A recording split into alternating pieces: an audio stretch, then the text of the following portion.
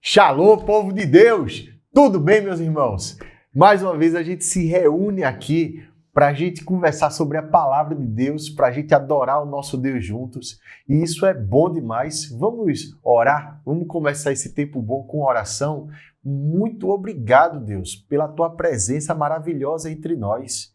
Muito obrigado, Deus, pela oportunidade que a gente tem de estar diante de ti, meu Deus. Porque é a tua graça que faz isso, é a tua bondade, é o teu amor, Deus. Em nós, Deus, a gente não encontra bondade nenhuma, mas é o Senhor que planta isso lá dentro, Pai. É o Senhor que planta isso no nosso coração. E a gente quer te pedir, Deus, que isso tudo saia de dentro de nós de alguma forma e abençoe e edifique, meu Pai.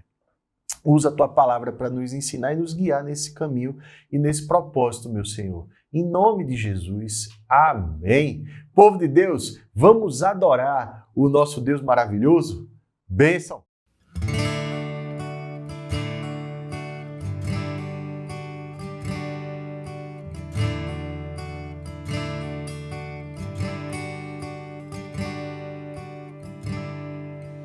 Ele não tinha qualquer beleza ou majestade para nos atrair. Nada havia em sua aparência para o desejarmos, mas rejeitado dentre os homens, e ainda assim carregou nossas dores, e o seu castigo nos traz paz, e a esperança não se esvai. A oferta pela culpa ele ofereceu para satisfazer o Criador. Ele morreu para que a sua luz em nós pudesse brilhar. O Filho do amor se entregou em nosso lugar.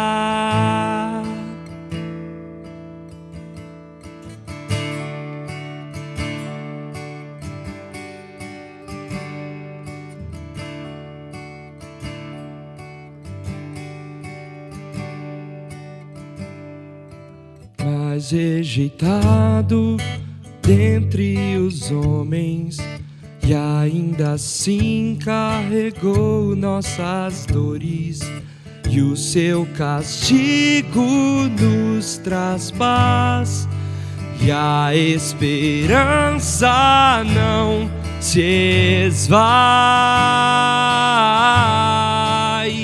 A oferta pela culpa ele ofereceu para satisfazer o Criador. Ele morreu para que a sua luz em nós pudesse brilhar. O Filho do amor se entregou em nosso lugar. És o Cordeiro que pelos nossos pecados foi esmagado sem dizer uma só palavra. Se entregou aos cravos, derramou sua vida até a morte, provando a ira amarga pra nos dar sua doce graça e nos fazer viver.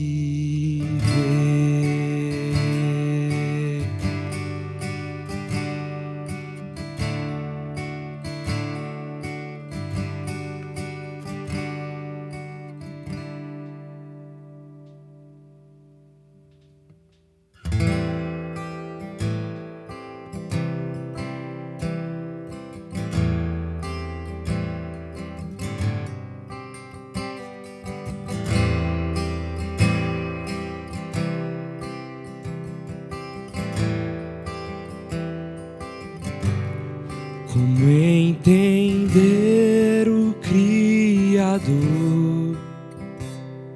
Sua glória Ele deixou, o desprezei e mesmo assim não me abandonou. Excelso é o Senhor e acima de toda a nação.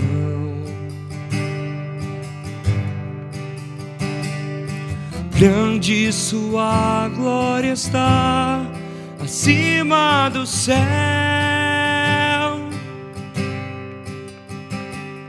Mas como irás te inclinar para ver quem eu sou?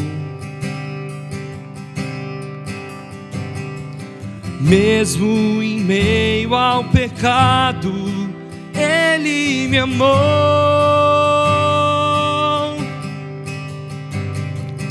Quem há semelhante a ti, Senhor, que tira o pecado? Quem há semelhante a ti, Senhor? Não há outro igual.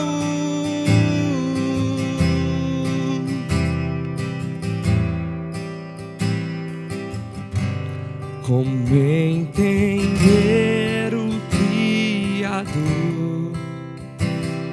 Sua glória Ele deixou, o desprezei e mesmo assim não me abandonou. Excelso é o Senhor e acima de toda a nação. Grande sua glória está acima do céu.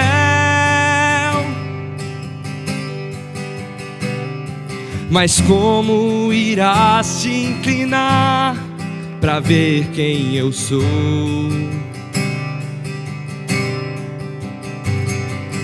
Mesmo em meio ao pecado, Ele me amou.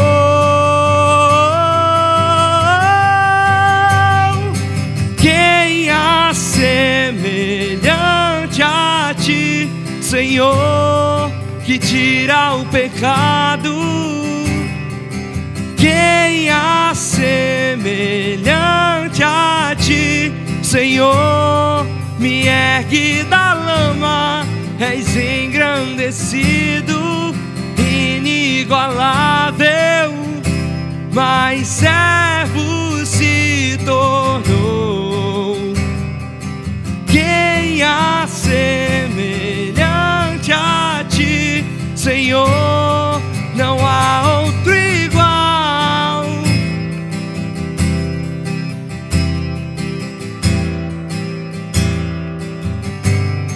Não há outro igual.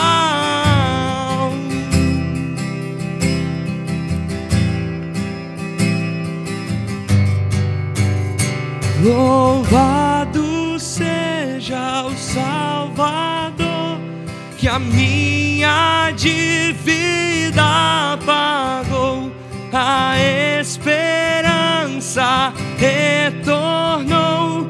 Graças a Cristo, meu Senhor. Louvado seja Salvador, que a minha dívida pagou, a esperança retornou. Graças a Cristo, meu Senhor. Quem há semelhante a ti, Senhor, que tira o pecado?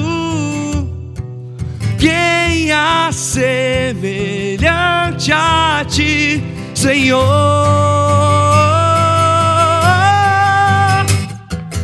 Quem há semelhante a ti, Senhor, que tira o pecado?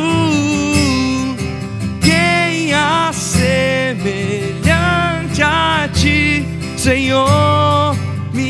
ergue da lama, és engrandecido, inigualável, mas servo se tornou. Quem há semelhante a ti, Senhor? Não há outro igual.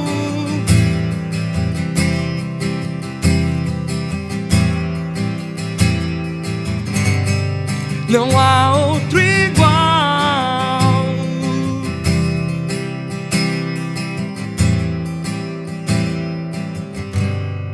Não há outro igual.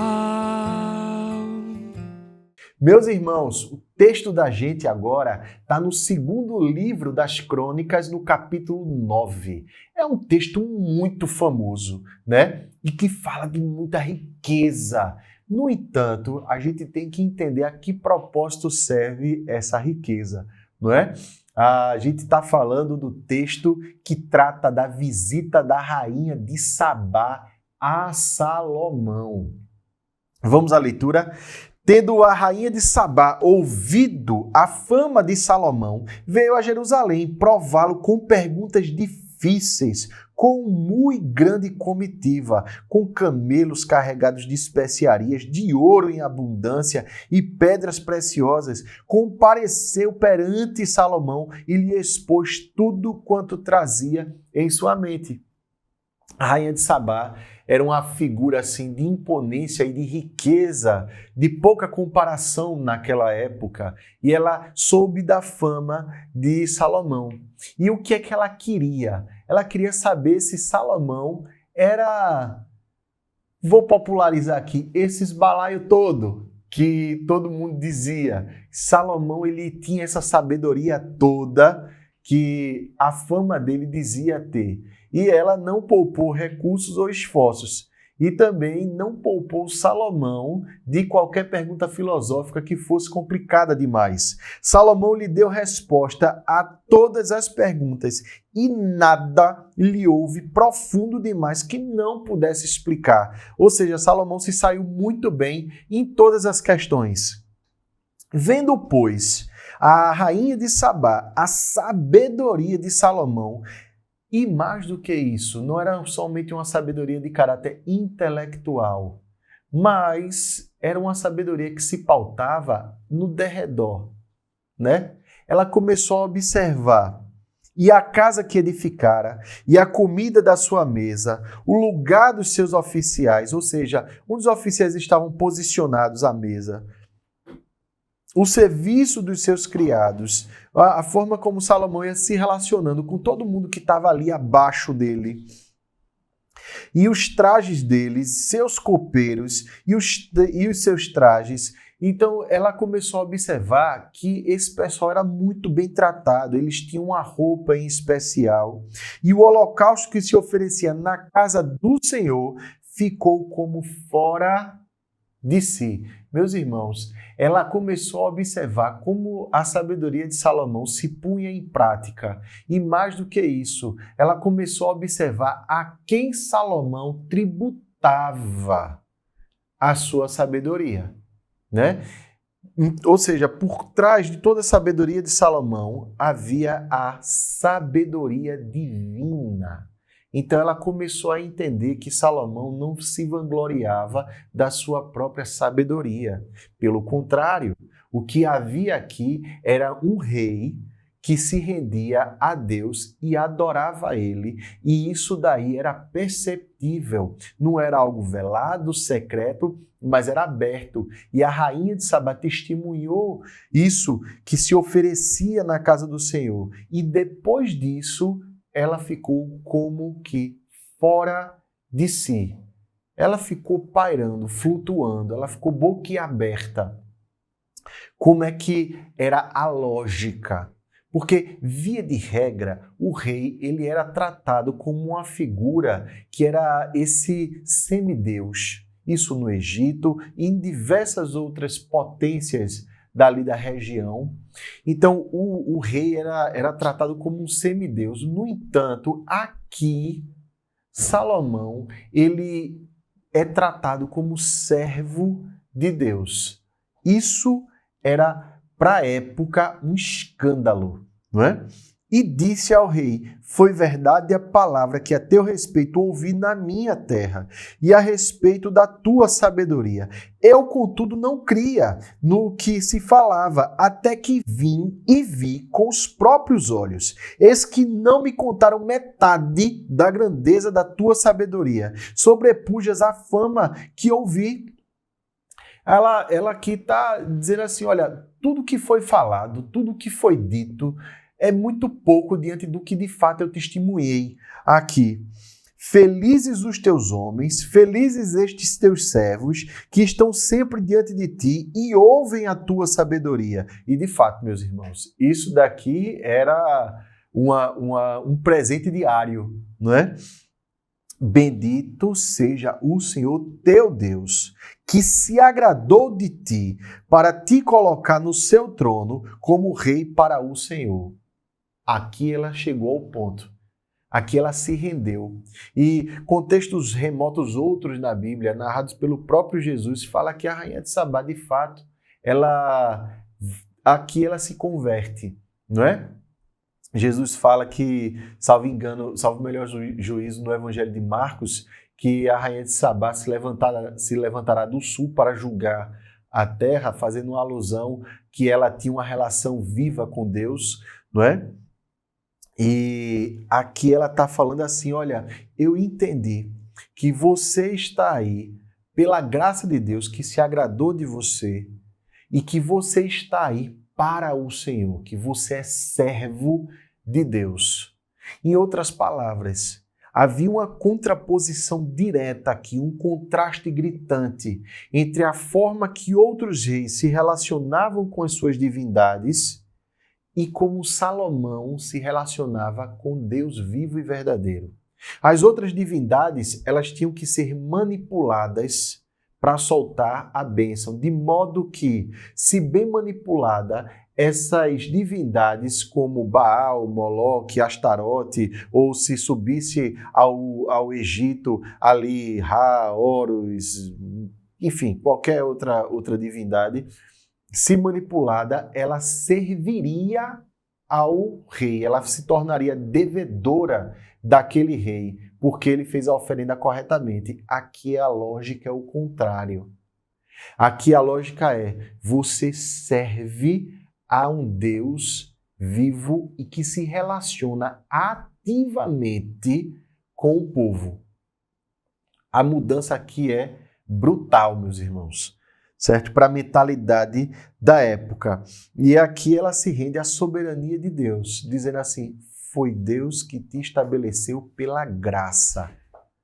Na época, a legitimidade do rei era porque ele fez a oferenda certa, era porque ele carregaria o sangue da divindade e por aí ia. Aqui não, você está aí, Salomão, pela graça de Deus, e Deus é bom o suficiente para te fazer um bom rei, para governar para ele. Então você não está advogando causa própria, nem você está buscando satisfazer uma ambição pessoal. Pelo contrário, você está servindo aos propósitos eternos de um Deus vivo e verdadeiro. Olha só o que ela continua dizendo. Porque o teu Deus ama Israel para o estabelecer para sempre. Por isso te constituiu rei sobre ele para executares juízo e justiça. Juízo e justiça de Deus e não de Salomão. Deu ela ao rei, depois disso, 120 talentos de ouro. Daí alguma coisa em torno de 4,5 toneladas de ouro. Não é? Imagina isso. Especiarias em grande abundância e pedras preciosas, e nunca houve especiarias tais como as que a rainha de Sabá deu ao rei Salomão. Meus irmãos, especiarias é muito caro. O peso da grama da especiaria até hoje é muito cara. Vá comprar 1 quilo de açafrão, vá comprar 1 quilo de cúrcuma, que é o mesmo açafrão, né? Vá comprar páprica, 1 quilo sai extremamente caro. Houveram ao longo da história guerras por conta de especiarias, né? Que o Fale às Índias, né? a Companhia das Índias Orientais ao longo da história, né? Então, a gente vê que a Rainha de Sabá, ela traz aquilo que há de mais rico e, assim, dá tudo a Salomão como um tributo, né? Os servos de Irão e os servos de Salomão, que de Ofir tinham trazido ouro, trouxeram também madeira de sândalo, que era uma madeira perfumada, e pedras preciosas. Desta madeira de sândalo fez o rei balaústres para a casa do Senhor e para a casa real, como também harpas e alaúdes para os cantores, quais nunca dantes se viram na terra de Judá. O rei Salomão deu à rainha de Sabá, além do equivalente ao que ela lhe trouxera, mas tudo o que ela desejou e pediu. Assim voltou e foi para a sua terra, ela e os seus servos. Então a rainha de Sabá, ela traz um presente e ela volta de lá com um presente maior ainda. Em outras palavras, quando há uma compreensão, meus irmãos, de que é a graça de Deus que nos coloca aqui, também pela graça nós tratamos a todos, de modo que a graça passa a ser o valor do nosso relacionamento. Então, o valor máximo do nosso relacionamento é dispensar graça. Então, olhar para aquilo que o outro não tem e dizer aqui, assim, tá aqui, o que é que você quer? Eu dou. É a graça que ela traz consigo a generosidade, mas uma generosidade completamente descomprometida de qualquer ambição pessoal ou mesquinharia. É a graça que diz assim, o que é que é necessário aqui? A gente abre os cofres, não é? Em outros contextos, meus irmãos, os reis esconderiam as suas riquezas, porque talvez olhasse aquela outra pessoa, outro rei, outra autoridade, como alguém que foi lá espionar. Mas aqui Salomão, ele abre o coração diante de alguém que precisava compreender ainda mais a graça de Deus. E aqui é mostrado isso tudo à rainha de Sabá. O texto continua dizendo, e aqui eu não vou me deter muito, porque ele vai entrar no nível de detalhamento da riqueza de Salomão, e como a gente tem pouquinho tempo, eu quero só analisar alguns pontos com os irmãos. O peso do ouro que se trazia a Salomão, cada ano, era 666 talentos, alguma coisa em torno de 25 toneladas de ouro por ano, que era trazido a ele. Ou seja, Salomão era aquele que controlava a economia. Quem tem mais ouro é aquele que vai soltando esse ouro para fazer o controle da moeda e do valor de tudo. Salomão era esse homem, então, que ali, em toda aquela região, e ele tinha navio que, como a gente vai ver aqui, ainda até Tarsis, né, que é ali para o lado da Espanha, em toda aquela bacia no Mediterrâneo, Salomão ele controlava aquela economia toda, né? Afora o que entrava dos vendedores e dos negociantes, também todos os reis da Arábia e os governadores dessa mesma terra traziam a Salomão ouro e prata. A Arábia ficava para a região sul da península do Sinai, tá certo? Fez o rei Salomão 200 paveses de ouro batido, são grandes escudos, 600 ciclos de ouro batido, mandou pesar para cada pavês. Fez também 300 escudos de ouro batido, 300 ciclos de ouro mandou pesar para cada escudo, e o rei os pôs na casa do bosque do Líbano, era o palácio dele. Fez mais o rei um grande trono de marfim, e o cobriu de ouro puro.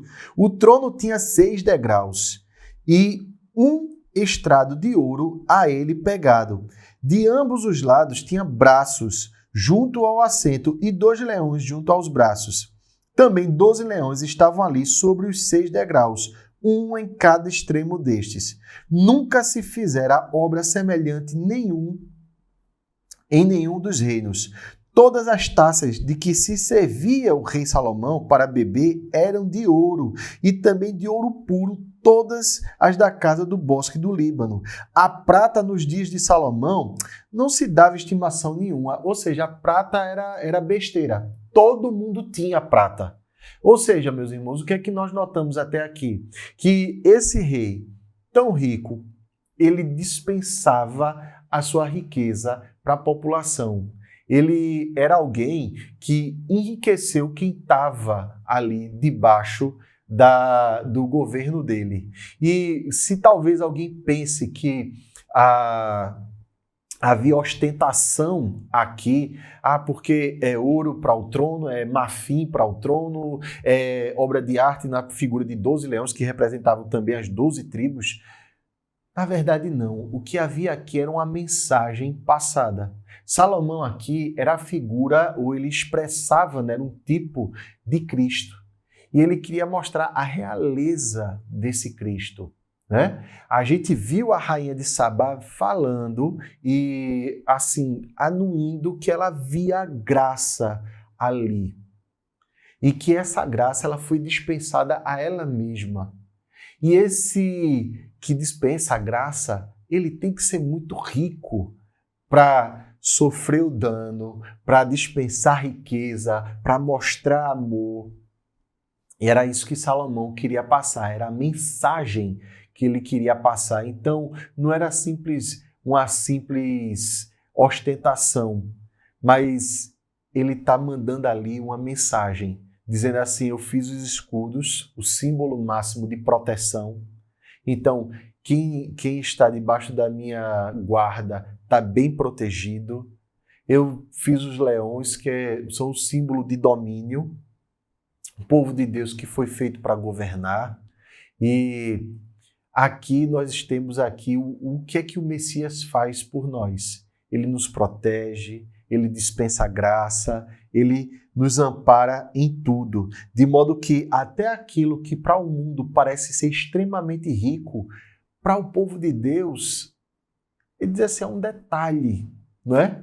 É um detalhe para o povo de Deus. Não é isso que determina o que é rico ou o que é pobre. Porque o rei tinha navios que iam para a Tarsis, certo? Lá para o lado da Espanha, com os servos de Irão. De 3 em 3 anos, voltavam os navios de Tarsis trazendo ouro e prata, marfim, bugios e pavões. O rei ele tinha um fascínio especial também por ciência, né? Outras espécies de animais, né? Assim, o rei Salomão excedeu a todos os reis do mundo, tanto em riqueza como em sabedoria. Isso se reflete lá em Eclesiastes, né? Salomão falando isso no comecinho de Eclesiastes. Todos os reis do mundo procuravam ir ter com ele para ouvir a sabedoria de Deus, que Deus lhe pusera no coração. Cada um trazia o seu presente, objetos de prata e de ouro, roupas, armaduras, especiarias, cavalos e mulas. Assim, ano após ano. Tinha Salomão 4.000 cavalos em estrebarias para os seus carros e 12.000 cavaleiros que distribuiu as cidades para os carros junto ao rei em Jerusalém. Atenção, ele está falando que ele tinha cavalos criados em estrebarias. É diferente, meus irmãos. Uma coisa é você criar um cavalo solto a pasto. O cavalo ele tem uma criação assim muito mais barata. Mas em estrebaria, você tem que ter uma quantidade imensa de servos que troque a forração da estrebaria, que limpe o esterco produzido pelos animais, que trate dos cascos, da crina, do pelo. É um trabalho imenso, certo? Que dá um cavalo criado dentro de uma estrebaria, né? Então não era qualquer cavalo, era cavalo para guerra, certo? Para os carros dele. Dominava Salomão sobre todos os reis, desde o Eufrates até a terra dos filisteus e até ao limite do Egito. Ou seja, Salomão foi aquele que chegou aonde Deus disse que a terra prometida deveria chegar. Quando Deus fala para o povo que lá atrás a Moisés, e diz assim, os limites da terra prometida são esses aqui, somente em Salomão, ou seja, séculos depois, é que a promessa, a tarefa é toda cumprida, né? Fez o rei que em Jerusalém houvesse prata como pedras e cedros em abundância como os sicômoros estão nas planícies. Cedro era uma madeira muito cara, é até hoje, né? Uma cadeira muito cara. Importava-se cavalos para Salomão do Egito e de todas as terras. Ali, naquela região, meus irmãos, é onde se tem os registros mais antigos de genealogia de cavalos, né? E havia ali um refinamento do sangue, da raça daquele cavalo, para que fosse apropriado e adaptado às necessidades daquela região. Então, Salomão, ele se aparelha de tudo que é necessário para a manutenção do seu governo ali. E é interessante que Salomão usa isso tudo e o povo se beneficia disso tudo. O reinado de Salomão foi longo e, ao mesmo tempo, também foi próspero. Então, a Bíblia fala que quando o justo governa, o povo se alegra, e quando o injusto governa, o povo geme. Aqui o povo estava na felicidade. Havia uma carga tributária alta, e aí isso é um assunto para outro pastoreio, né? Mas, ao mesmo tempo, havia riqueza para o povo, né? O povo passava bem debaixo do governo de Salomão. Quanto aos mais atos de Salomão, tanto os primeiros como os últimos, porventura não estão escritos no livro da história de Natã, o profeta, e na profecia de Aías, o silonita, e nas visões de Ido, o vidente, acerca de Jeroboão, filho de Nebate? 40 anos reinou Salomão em Jerusalém sobre todo Israel. Descansou com seus pais e foi sepultado na cidade de Davi, seu pai. E Roboão, seu filho, reinou em seu lugar. É evidente que aqui ele está fazendo um en passant na história de Salomão. A vida de Salomão foi muito complexa, né? E cheia de reviravoltas. Mas o que nós podemos perceber aqui, meus irmãos, é que uma vez compreendida a graça de Deus e uma vez compreendida que tudo que nós temos é pela graça de Deus, a gente também tem uma percepção de que aquilo que nos é dado não é propriamente nosso, não é nosso merecimento, e então não deve ser administrado segundo o nosso entendimento. Os nossos recursos, eles devem ser administrados segundo o juízo, como a rainha de Sabá colocou, e a justiça de Deus. E aí a gente vai se tornar de fato generoso. Aí a gente vai se tornar de fato gracioso. E a gente vai começar a perceber que nós temos mais do que a gente imaginaria ter. E mais do que isso, que nós temos muito mais do que nós merecíamos ter. De modo que a gente tem um contexto de vida e o contexto humano, ele se equilibra numa precariedade, não é? E se não fosse a graça de Deus sustentando isso tudo, não havia economia, cenário político que oferecesse para a humanidade um plano de perfectibilidade que fosse estável. Mas, pela graça de Deus, a gente entende que Ele traz o equilíbrio que nós precisamos, que Ele traz os recursos que nós precisamos. Para quê? Para nós cumprirmos o propósito dEle. E o propósito dEle é que a gente distribua amor em qualquer lugar que a gente vá, na pregação do Evangelho, no nosso testemunho pessoal, enfim, com tudo que a gente tem. Amém, meus irmãos? Que Deus continue abençoando a tua vida e a vida da tua família. Bênção demais, a gente está caminhando aqui junto.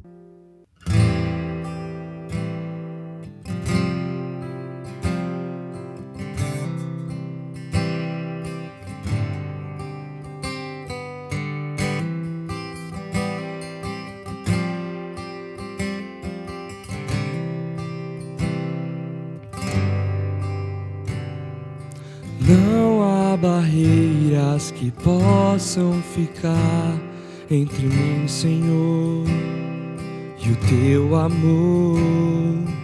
O meu pecado foi pago e apagado por teu favor que me alcançou. Minha fé firmada está em ti, Jesus, meu amanhã contigo está, pois tu és o meu Deus, meu Senhor.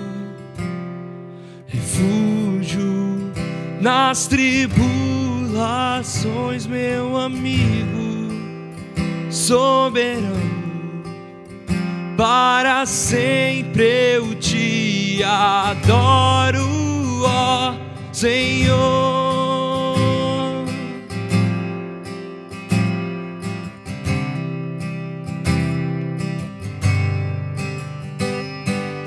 Encontro vida eterna em ti, és meu Salvador e Redentor.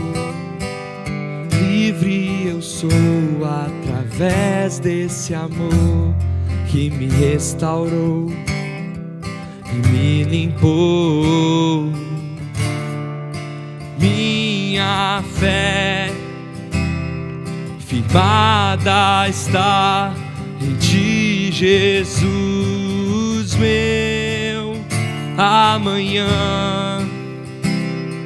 contigo está, pois tu és o meu Deus, meu Senhor, refúgio nas tribulações, meu amigo soberano, para sempre eu te adoro, ó Senhor.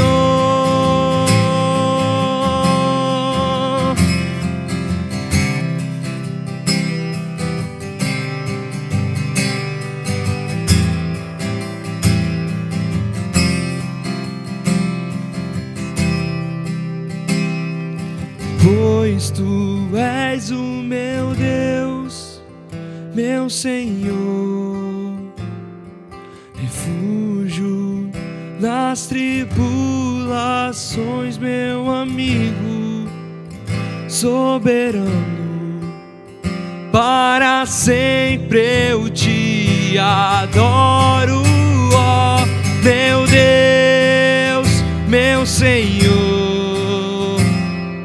refúgio nas tribulações, meu amigo soberano, para sempre eu te adoro.